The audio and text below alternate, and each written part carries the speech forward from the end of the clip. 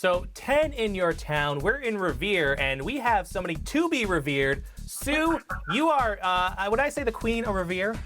Well, I was the Queen of Revere. Unfortunately, I moved out, so I don't get to keep that title. But here I am in my Boston home, just sitting in front of my Revere Beach poster from 1930 in my Revere athletic department sweater from 1980, which I still fit in, with my letter that I lettered in basketball, just reading my Revere yearbook. So I have an affection for Revere, one might. You had all those things just laying about. I mean, it seems like you found them pretty fast. Yeah, it's no biggie. They were just like right there waiting for me.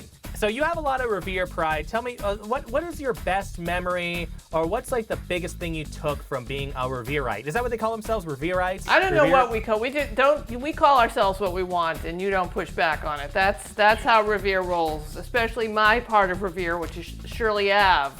So just don't step in, okay? So yeah, I mean, I love growing up in Revere. We lived right near the beach. We lived in what would be called a converted summer shack. So right along the blue line, and getting to go to the beach at the time when there were amusement parks and roller coasters and arcades and bowling alleys. I mean, it was sort of the tail end and then the bitter end of it in the 60s and the 70s. But it was a great place to grow up. Lots of immigrants, a great immigrant community ahead of its time. And I was lucky enough to be elected class president in 1980. We're coming upon, this would have been our 40th class reunion, but of course COVID changed that. And since many of my friends have blocked me on Facebook due to political issues, this may be the only time I get to see them. Well, Madam President, we have some aerial footage of Revere, and we want to see if we can spur some memories, kind of give it a little commentary. So are you ready to fly over Revere?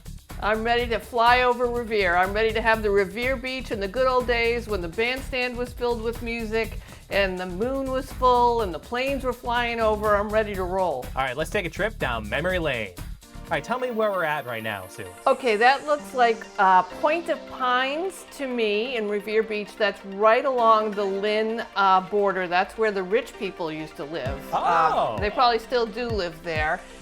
This looks like it is Revere Beach, although it's like almost totally unrecognizable to Times me. are changing, yeah.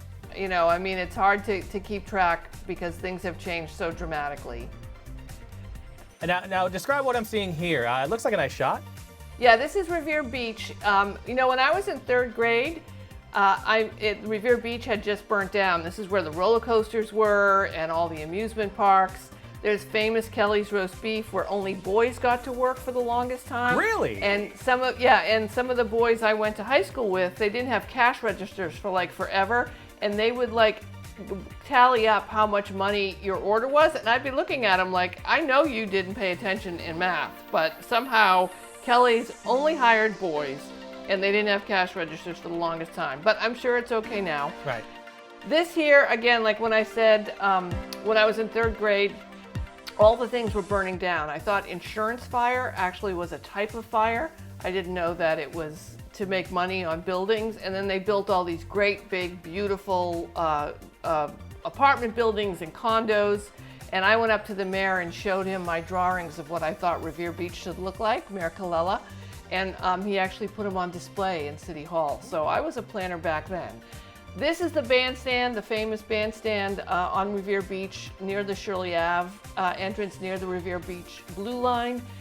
Lots of bands played there. I've done many radio station promotion from that bandstand, but it's such great architecture.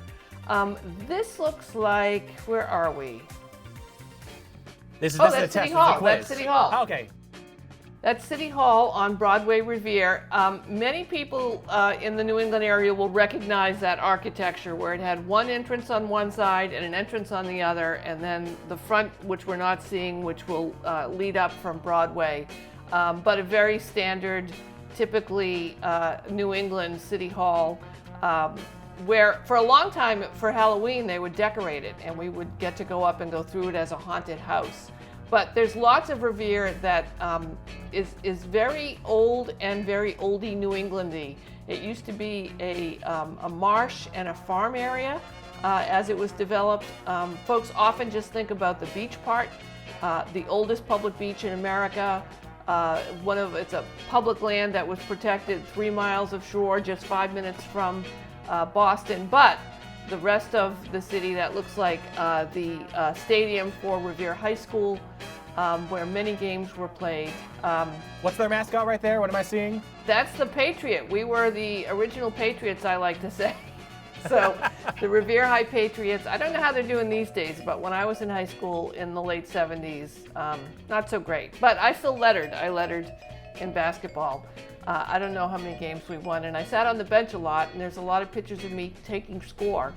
This is the marsh. One of the things that you notice when you take an air view of Revere is how it is surrounded by water. That's Revere Beach, and then the Lynn Marsh, and how it's definitely a concern when it comes to climate change. Right. And the MBTA stations, Wonderland Station, Revere Beach Station, and Beachmont Station, the key to really connecting Greater Boston and residents of Revere with the city. I mean, Revere abuts East Boston, which is obviously part of Boston.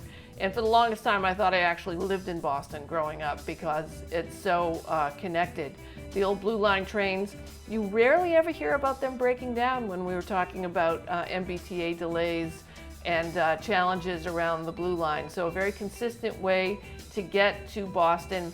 A big challenge that it doesn't go to Lynn. Why it stops at Wonderland is beyond me, but one of the great connectors from Revere to the city that really makes it a vibrant community. Excellent. And now we're looking at the ocean right here. Look, it looks pretty clean from this angle. It looks pretty nice.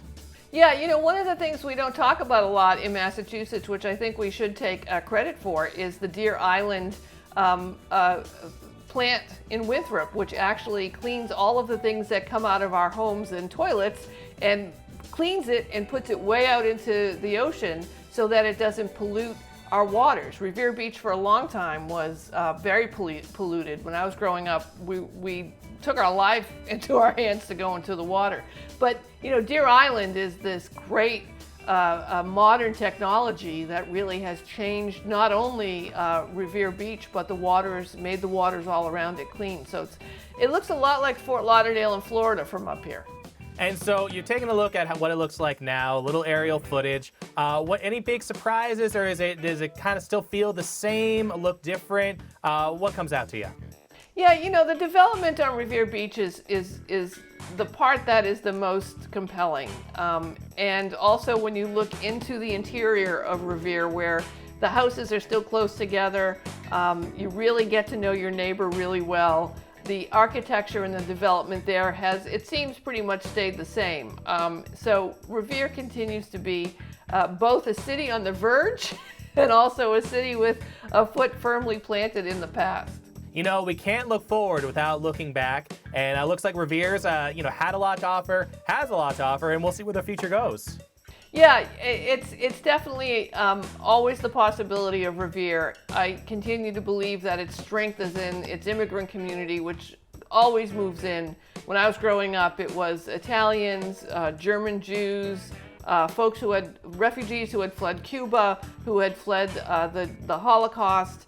And now it is a vibrant community of those people, as well as South Asian and Hispanic and Latinos, as well as a strong Middle Eastern community. So I think as long as Revere is always working toward delivering the American dream, it's always got a great promise ahead.